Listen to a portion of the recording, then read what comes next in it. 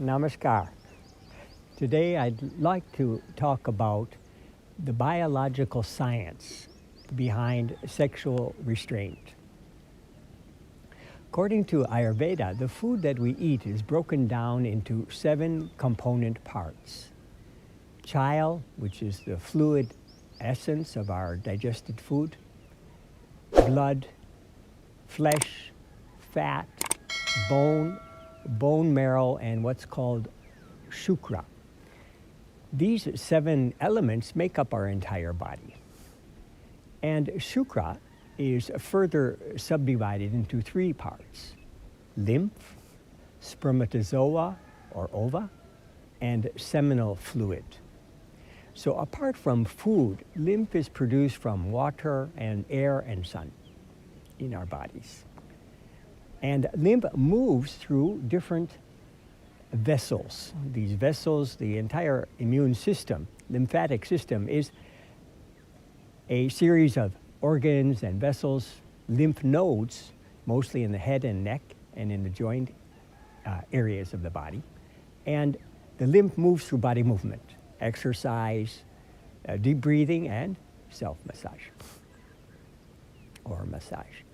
So why is lymph so important? It's the cream of cream, the final component of the food breakdown process. So it is found in every element of the body. It is so important. In Western medicine, mostly lymph is confined to physical level, but in the new science of biopsychology given by my guru, the role of lymph has also in a mental level and spiritual level. So I will explain that now. Physically, we know that lymph, it strengthens the immune system, and it helps to ward off virus, disease, bacteria. The Sanskrit word ojas means bright. So someone that has a good supply of lymph has ojas, and it means their skin is glowing, eyes are shining, hair is glorious, and there's a beauty and glory to their body. And also they have a capacity to endure more mental and physical stress.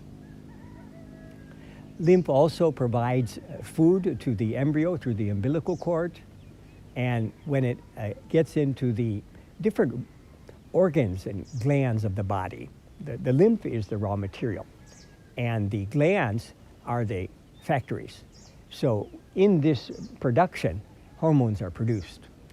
And these hormones, as we have seen in this channel, are necessary, enough adequate supply of hormones to enable us to express the feelings or the propensities of mind. An example would be a shyness. If I have a shyness and there's an inadequate supply of hormones from my pancreas, I'm not able to express that feeling.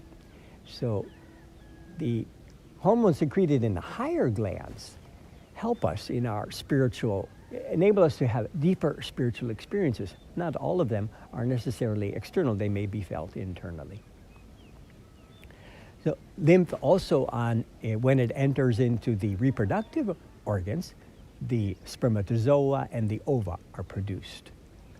Mentally, lymph by the yogis is known as food for the brain, because in those higher regions of the body, the lymph acts as it helps to increase our memory power, our concentration ability, our meditation, and lymph actually goes to make up the ectoplasmic particles from which our mind stuff is made of. There was a famous yogi by the name of Swami Vivekananda, and he credited his extraordinary memory to his ability to preserve his lymph, using it in the higher glands.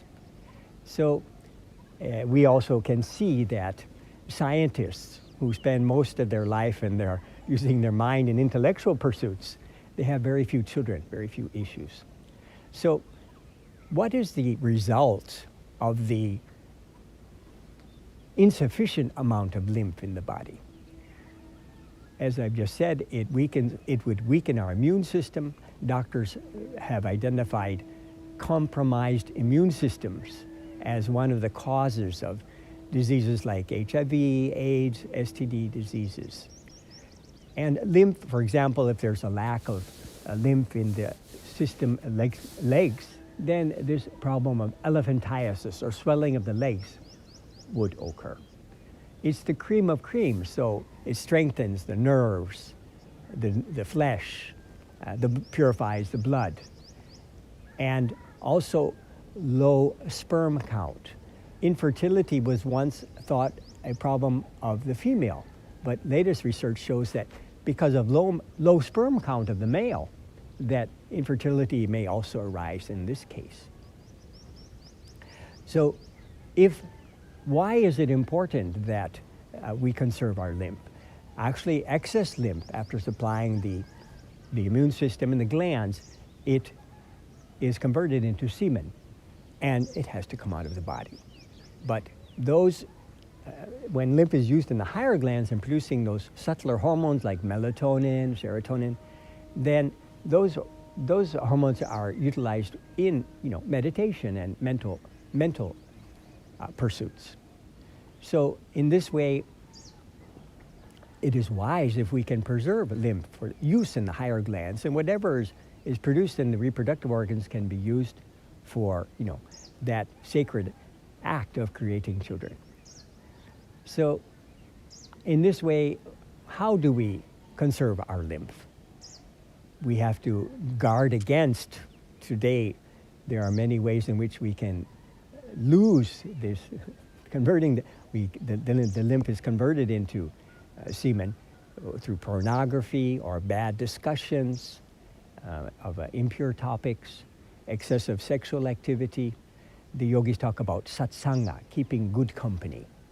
So these are some points to note. And also, there are ways, certain yogic practices that help us to preserve the lymph. I remember one of the disciples asked the master, "Sex is bothering me, what do I do?" And the master kept quiet, and then the disciple again asked my master, "Oh, this sex is bothering me, what can I do?" And then the master replied, "Yes, that's its nature, and your duty is to deal with it through your spiritual practice, through your thoughts." So there are certain yoga exercises that can be done, although again, nothing in extreme. It can be controlled or utilized, this lymph can be utilized in a psycho-spiritual way through meditation, through the yoga asanas, and also eating a sattvic vegetarian diet. Because lymph also is converted into semen when the food in which we eat is non-vegetarian or too spicy, or onions and garlic, for example, heating foods. Because in that breaking down process, the lymph is converted into semen. Consumption of alcohol. So these are other ways, or stress. These are other ways in which our lymph is converted into semen. So through these methods I've just explained about the meditation, the sattvic vegetarian diet, you will find all over Asia, the temples, the Buddhist temples, they don't serve onions and garlic in the menu because it's traditionally known, these two foods, to heat up the lower energy centers. So these are some ways. For the male, they wear, in this channel you've learned how to use the langota, the male underwear, which protects the organ, and the tandava dance, the vigorous jumping dance. And finally, another method is by, after having our bath, we apply cooling coconut oil on the joint hairs and we comb them. So these are some useful yogic practices that you can learn in this channel, which are explained in different videos, to help us to conserve the lymph and use it in the higher glands for spiritual purpose. In this channel also we've learned the 10 yamas and niyamas, the universal moral principles. And the fourth yama is called brahmacharya. Brahmacharya, in traditional interpretation, meant the preservation of semen. But our master has given a much broader definition and a more practical definition. Brahma, universal consciousness.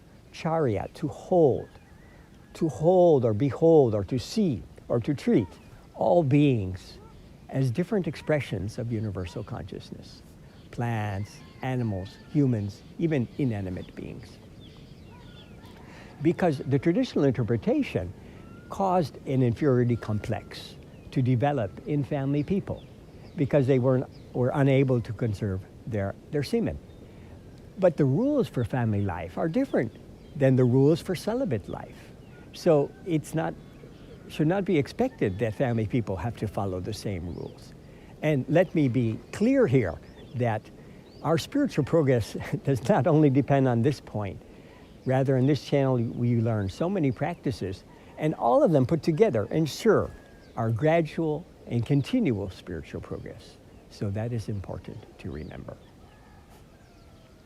Having said that, spiritual giants, whether it is a Buddha or Jesus or many great Indian yogis I've mentioned, Swami Vivekananda or Ramakrishna, Ramana Maharishi, they observed brahmacharya, this preservation of semen, to help them to attain higher spiritual levels. Traditionally, societies all over the world, before this present generation of, say, the last 60, 70 years, before that, brahmacharya, or this preservation of semen, celibacy, basically celibacy, was observed before marriage because it was felt that this would produce very healthy children. So, how many times in a month should sexual relations be done? My guru recommends 4 times a month. But when it comes to number of times, in the spirit of conserving that lymph and utilizing it in higher glands, the more self-restraint, the better. In this way, we don't become susceptible to different diseases, and we don't lose our spiritual inspiration, our mental strength, and our health remains good. So if it seems difficult, don't worry about it. Let it be a very gradual. As you practice your meditation, your yoga exercises, you follow your diet, and fasting, because fasting helps to check the overproduction of lymph from the food which we eat. So that's why monks, they fast 4 times a month, monks and nuns, and family people twice a month in our system. So this is the science of maintaining celibacy in a very scientific and rational way. And these are the benefits. So I wish that you grow on this path, continuing your practices.